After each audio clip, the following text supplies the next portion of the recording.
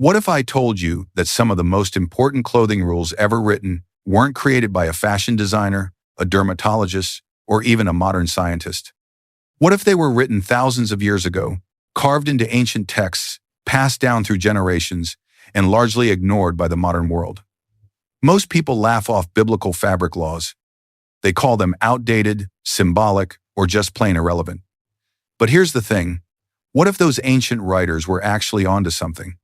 What if those rules weren't just about religion, but about protecting the human body from something real, something measurable, something that modern science is only now beginning to understand? Today I'm going to walk you through 10 types of fabric the Bible warns against, and I'm going to show you the science that's starting to back those warnings up. By the end of this video, I promise you, you will never look at your wardrobe the same way again. Before we dive in, I want to plant a few seeds in your mind, because some of what we're about to cover is genuinely surprising. Number 7 on our list is still worn by millions of people every single day, and it has been quietly linked to health concerns that most people have no idea about. We're talking about something hanging in your closet right now, something you probably put on this morning without a second thought. And number 3, scientists are now publishing research suggesting it may be disrupting your body in ways that go far beyond a simple skin rash. We're talking about effects at a cellular level, effects that build up slowly over time, effects that are almost impossible to trace back to something as innocent seeming as your clothing. So stay with me, because this is one of those videos that gets more interesting the deeper we go. And if you enjoy content like this, content that connects ancient wisdom with modern science and challenges the way you think about everyday life, then go ahead and hit that subscribe button right now. We put out videos like this every single week, and you genuinely do not want to miss what's coming next. All right, let's get into it. Here are 10 fabrics the Bible warns about, ranked from subtle concerns to genuinely shocking modern implications. Some of these are directly named in Scripture.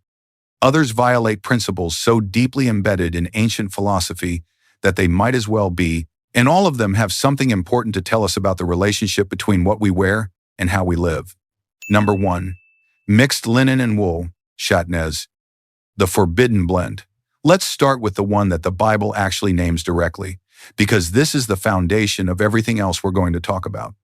In the book of Leviticus, chapter 19, verse 19, there is a clear and specific command.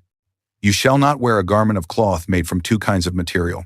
And then again in Deuteronomy, chapter 22, verse 11, it gets even more specific. You shall not wear cloth of wool and linen mixed together. In Hebrew, this forbidden mixture is called Shaatnez. And for thousands of years, Jewish communities took this law so seriously that they had experts, people whose entire job was to examine fabric and ensure it wasn't a blend of wool and linen. Think about that. A profession built entirely around clothing inspection based on an ancient text. That level of commitment to a rule doesn't come from nowhere.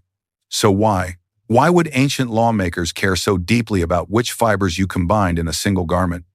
The traditional explanation has always been spiritual. It was about purity, about keeping things separate that were meant to be separate, about honoring natural boundaries. Linen came from the earth, from the flax plant. Wool came from animals. Mixing them was seen as a kind of violation of the natural order. But here's where it gets interesting. Modern biophysics research has actually started examining this from a scientific angle, and what they're finding is genuinely thought-provoking. Different natural fibers have different electrical properties.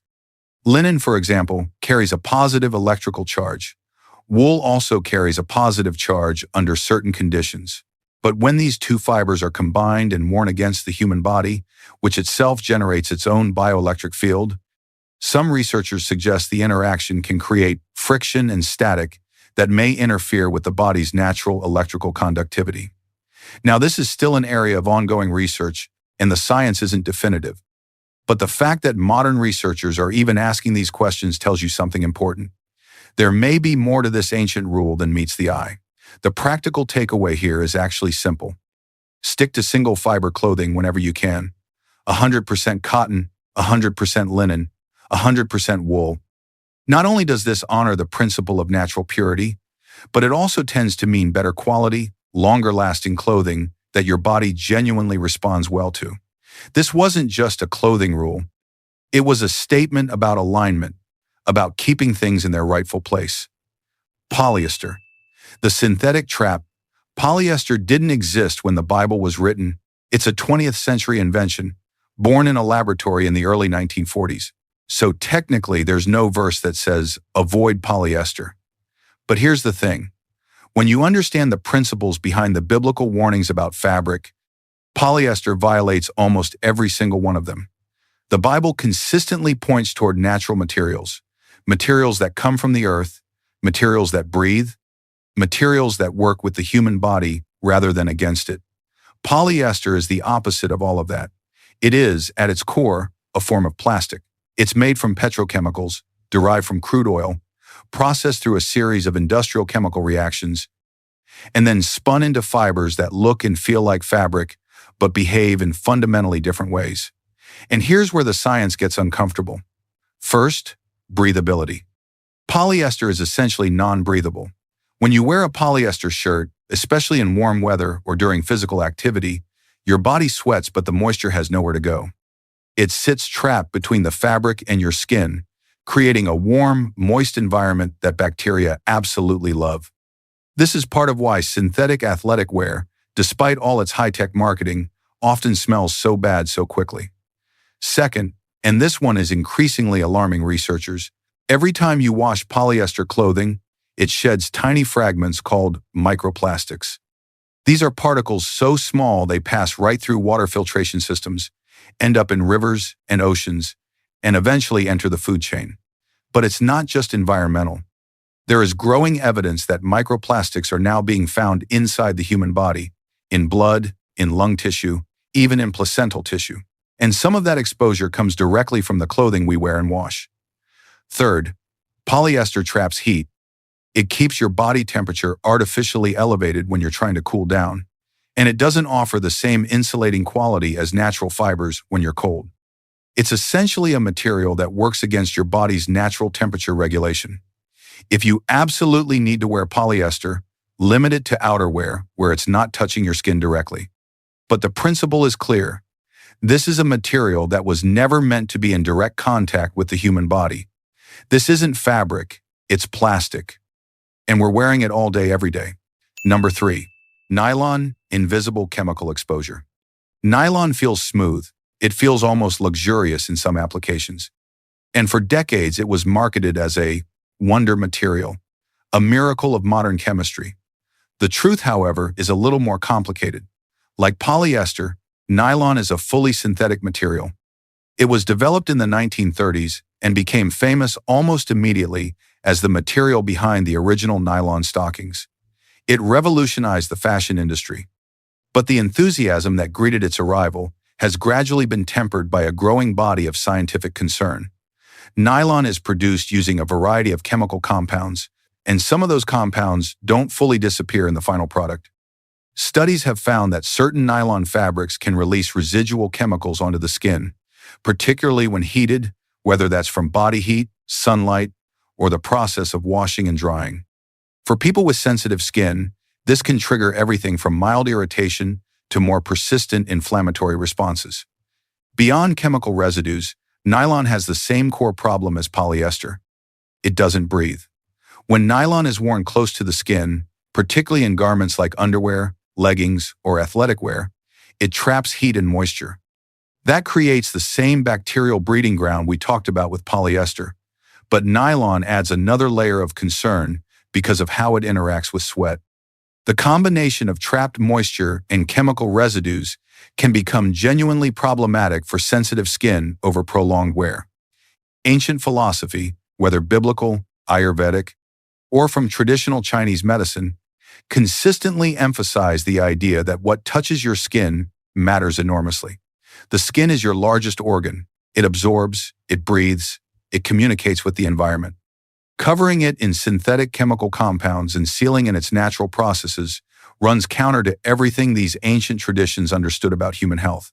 The practical advice here is straightforward. Limit nylon's contact with your skin.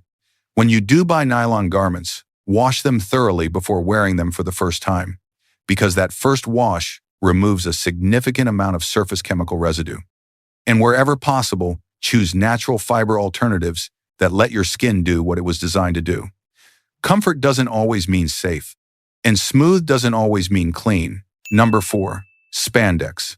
Stretch with a cloth. Spandex, also known as elastane or lycra, depending on the brand, has become one of the defining fabrics of modern life. It's in our yoga pants, our jeans, our underwear, our swimwear, our gym gear. It's virtually everywhere because it offers something that no natural fiber can match: extreme stretch with strong recovery. And there's nothing inherently wrong with wanting comfortable, flexible clothing. The problem with spandex is a combination of what it's made of and how tightly it's designed to fit. Spandex is a polyurethane-based synthetic fiber. Like other synthetics, it doesn't breathe. But the unique issue with spandex is that it's specifically designed to compress the body, to hold it tightly. And while that compression can feel supportive, particularly during exercise, the long-term effects of wearing highly compressive synthetic garments against your skin for extended periods are starting to raise genuine questions in the scientific community. Heat regulation is one concern. Your skin needs to breathe and release heat, and spandex garments, particularly full-length leggings or compression shorts, create a kind of artificial barrier over large portions of the body. For people who are wearing these garments not just to the gym but all day, every day, as casual fashion, that continuous heat trapping and airflow restriction is worth paying attention to. There's also the question of lymphatic function. The lymphatic system is a network of vessels throughout your body that plays a crucial role in immune function and waste removal. Some health practitioners have raised concerns that extremely tight synthetic garments, worn consistently over long periods, may interfere with lymphatic circulation, though this area requires significantly more research before definitive conclusions can be drawn. The ancient principle at work here isn't about stretch specifically, it's about natural integrity. Wearing clothing that works with your body's natural shape and processes, rather than artificially compressing and altering them, aligns with what biblical and other ancient traditions consistently advocated. Enjoy spandex in moderation. Use it for movement and activity, then change into something that lets your body breathe. Freedom of movement should never come at the cost of freedom to breathe. Number 5. Acrylic. The synthetic wool substitute. Here's a story that perfectly illustrates the problem with so much of what we wear today. Once upon a time, wool was a precious material. It came from animals that were carefully raised, sheared seasonally, and processed with skill and craft. Wool had genuine properties. It regulated temperature remarkably well. It was moisture-wicking in a natural way. It had antibacterial properties, and it lasted for years with proper care. The ancient world valued it so highly that it became one of the most traded commodities in human history. Then came acrylic. Acrylic is a synthetic fiber. Acrylic is a synthetic fiber designed to mimic the look and feel of wool while costing a fraction of the price.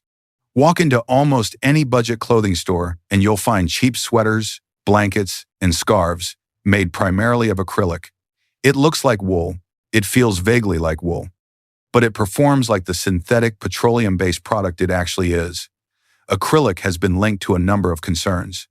Static electricity is a significant one. Acrylic builds up static charge much more readily than natural fibers, and while a static shock might seem trivial, constant low-level static on your skin is uncomfortable, and some researchers suggest it may interfere with the body's natural bioelectric environment in minor ways. Microfiber pollution is another issue. Acrylic is actually one of the worst offenders when it comes to shedding microfibers in the wash. Research has found that a single wash of an acrylic garment can release hundreds of thousands of synthetic fibers into the water supply, fibers that are too small to be caught by conventional filtration, and that eventually accumulate in the environment and the food chain. And from a basic skin health perspective, acrylic simply doesn't breathe or regulate moisture the way real wool does.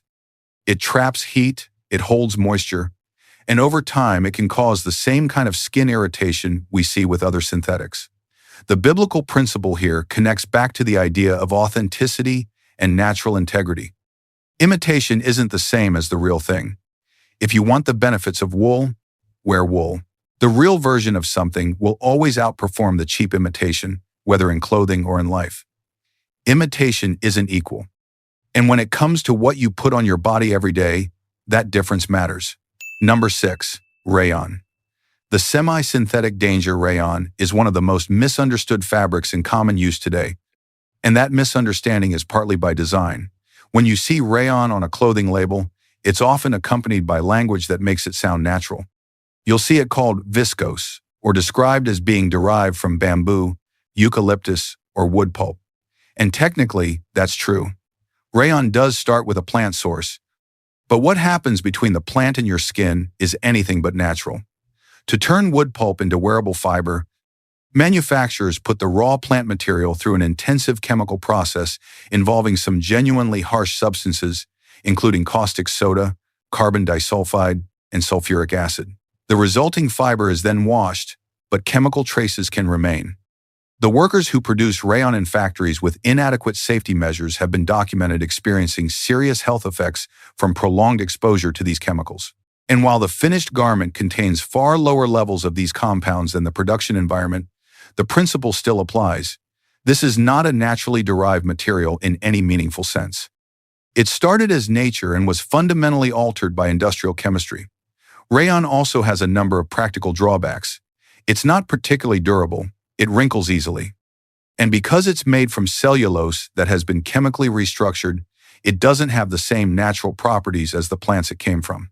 Bamboo fabric, for instance, is often marketed as antibacterial and hypoallergenic because bamboo, the plant, has those properties. But bamboo-derived rayon has been processed so thoroughly that much of that natural benefit is lost in production. The biblical principle of purity extends beyond just what materials you combine. It encompasses the integrity of materials themselves. Something that begins as natural and is chemically transformed into something else is no longer operating by the same rules as the original. Natural origin doesn't guarantee a natural result, and what you think you're wearing isn't always what's actually touching your skin. Number 7. Leather from improper sources. This one surprises people because leather has been worn by human beings for tens of thousands of years. It's one of the oldest materials in human history.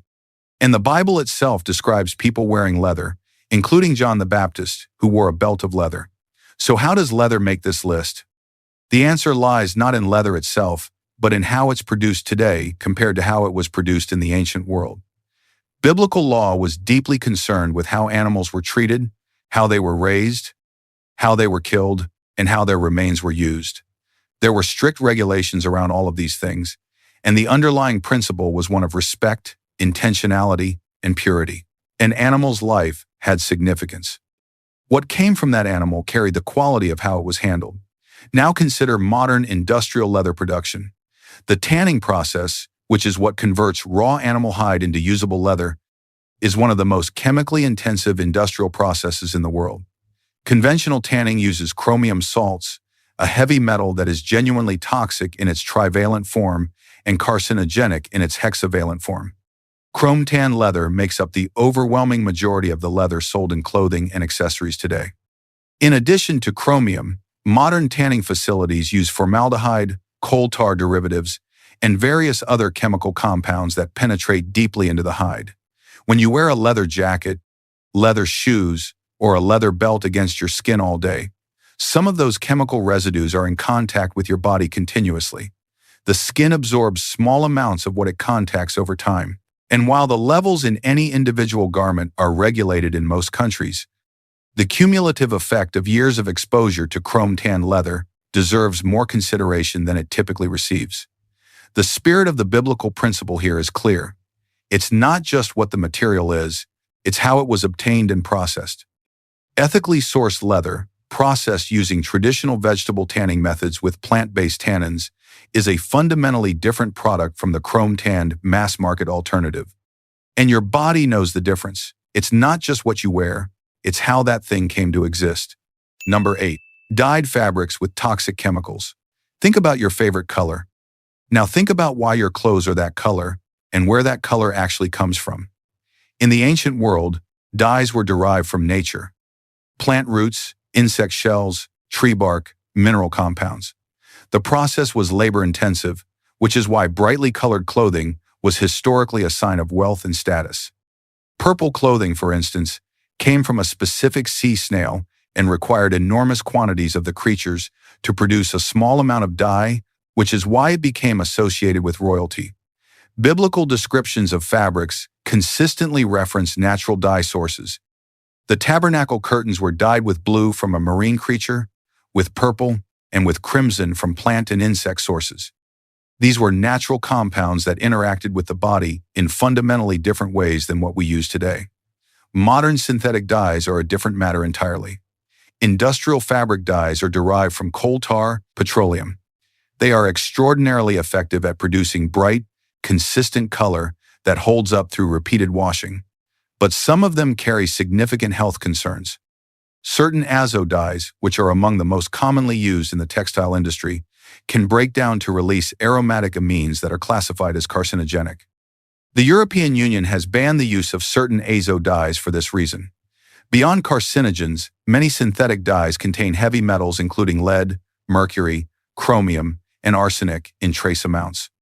Formaldehyde is also used in many textile finishing processes to help fabric resist wrinkles and maintain its color, and it can remain in fabric at detectable levels even after multiple washes. Your skin doesn't just sit on top of your clothing, it interacts with it. Heat, sweat, and friction all increase the rate at which chemicals in fabric transfer to the skin, and the skin absorbs. Not everything, not quickly, but consistently over time. The bright, beautiful colors of modern fast fashion are almost always the product of chemical processes that ancient lawmakers would have found deeply alarming. Choosing organically dyed fabrics or fabrics dyed with natural plant-based compounds isn't just an environmental choice. It's a choice about what you're willing to have in continuous contact with your body's largest organ. Beauty can hide danger. And color isn't just color when it comes from a petrochemical facility. Number 9. Blended fast fashion fabrics. We've talked about individual synthetic materials, but there's a category of fabric concern that deserves its own entry. The complex, multi-fiber blends that make up the vast majority of fast fashion clothing today. Walk into any budget clothing retailer and pick up a garment. Look at the label. You're likely to see something like 60% polyester, 30% rayon, 10% spandex, or some other combination of synthetic and semi-synthetic materials blended together to achieve a specific feel, stretch, or price point. This practice of blending synthetic fibers violates the biblical principle of Shaatnez at a conceptual level, even if the specific, forbidden combination of linen and wool isn't involved. The underlying principle, keeping materials pure and unmixed, avoiding the confusion of combining things that have different properties and different effects, applies broadly. But the scientific concerns go beyond principle. When you blend multiple synthetic fibers, you combine their individual problems. A polyester rayon blend gives you the microplastic shedding of polyester combined with the chemical processing residues of rayon. Add spandex and you get reduced breathability on top of everything else. These problems don't cancel each other out, they compound. Fast fashion blends are also specifically designed to be made cheaply and quickly. This means minimal quality control over the chemical content of the dyes, finishes, and treatments applied to the fabric. It means garments that haven't been pre-washed to remove excess chemicals.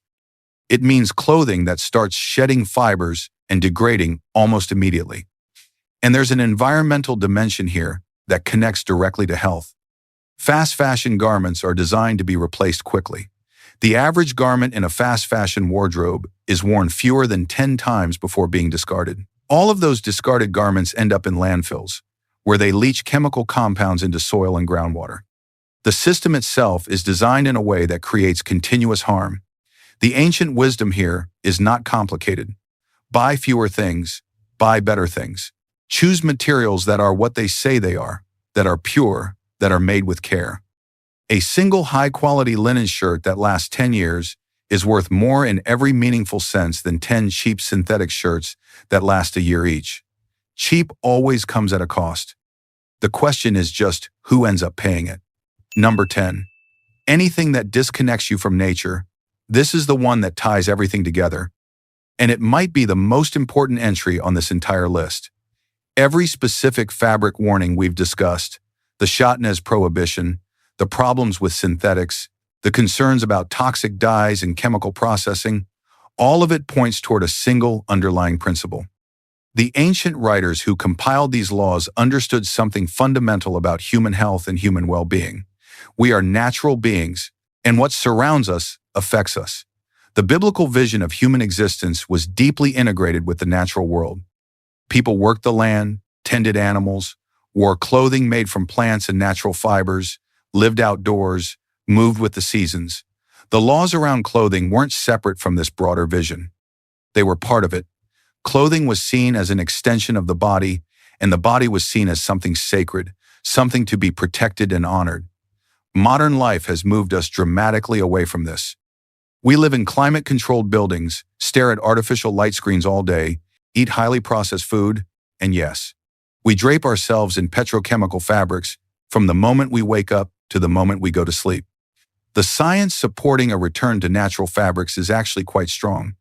Natural fabrics like cotton, linen, silk, and wool have been studied for their skin health properties, and the findings are consistently positive. Linen in particular has remarkable properties. It's naturally antibacterial, it's highly breathable, it gets softer with washing and use rather than degrading. It regulates temperature by wicking moisture away from the skin and allowing it to evaporate. It's been used by humans for literally thousands of years, and the archaeological record suggests it was valued precisely because of how well it worked with the human body. Wool has similar properties. It regulates temperature in both directions, keeping you warm in the cold and surprisingly comfortable in moderate heat. It's naturally moisture-wicking and has some inherent antibacterial properties. High-quality wool garments, properly cared for, can last for decades. Cotton, while less remarkable than linen or wool in terms of specific functional properties, is still dramatically better for skin health than synthetic alternatives. It breathes, it's soft, it doesn't shed microplastics. It doesn't carry the same chemical residue concerns as heavily processed synthetics. And there's something beyond the purely physical here. There is a growing body of research on what scientists call biophilia, the innate human connection to the natural world, and how disconnection from nature affects human psychology and well-being. The same principle that makes people feel better when they spend time outdoors, when they have plants in their homes, when they eat food that was grown in soil rather than manufactured in a factory, may also apply to what we wear. There's something genuinely different about the experience of wearing a well-made linen shirt on a warm day versus a polyester blend. Something that goes beyond the measurable temperature difference or the skin conductivity research or the microplastic concerns. Something that speaks to a deep, ancient part of us that knows the difference between natural and artificial, between real and imitation, between things that belong in the world we were made for and things that don't. The biblical writers may not have had the language of modern science. They didn't know about microplastics or azo dyes or bioelectric fields, but they understood pattern, they understood consequence. They understood that the small choices you make every day, including the choice of what to put on your body, shape who you are and how you feel. What you wear shapes how you live. And living well begins with the choices you think are too small to matter. Here's what I want you to take away from everything we've covered today. The people who wrote these ancient laws weren't primitive. They weren't superstitious. They weren't making arbitrary rules to control people's behavior. They were observant. They watched. They noticed patterns over generations. They understood that the natural world has an order to it, and that working within that order produces health and flourishing, while consistently violating it produces the opposite. We are only now, with electron microscopes and biochemical analysis and epidemiological studies, beginning to quantify what they understood intuitively. We're measuring what they observed. We're naming what they felt.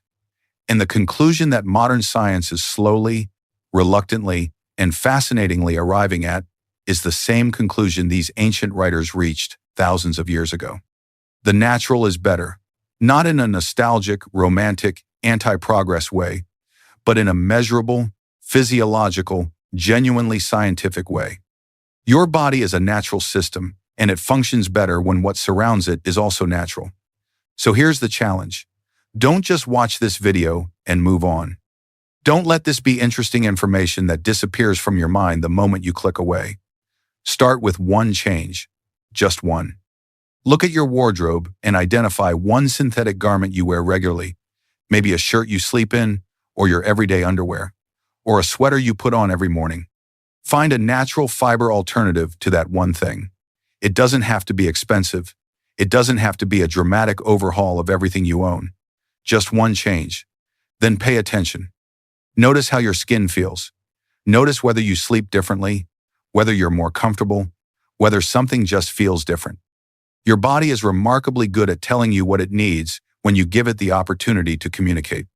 Ancient wisdom and modern science are both pointing in the same direction here. All you have to do is start listening. I want to hear from you. Comment below and tell me, which one of these 10 fabrics surprised you the most? Was it the science behind the Shaatnez prohibition? The microplastic research around polyester and acrylic? The toxic chemical story behind modern leather tanning? Or maybe the last one, the big picture principle about disconnection from nature, was the one that really landed for you? Drop your answer in the comments. I read every single one, and this community is always more interesting when you're part of the conversation. And if you haven't subscribed yet, now is genuinely the time. We release content like this every week, content that digs into the places where ancient wisdom and modern science overlap, where history and health connect, where the answers to today's questions were written down long before we thought to ask them. Hit subscribe, turn on notifications, and I will see you in the next one.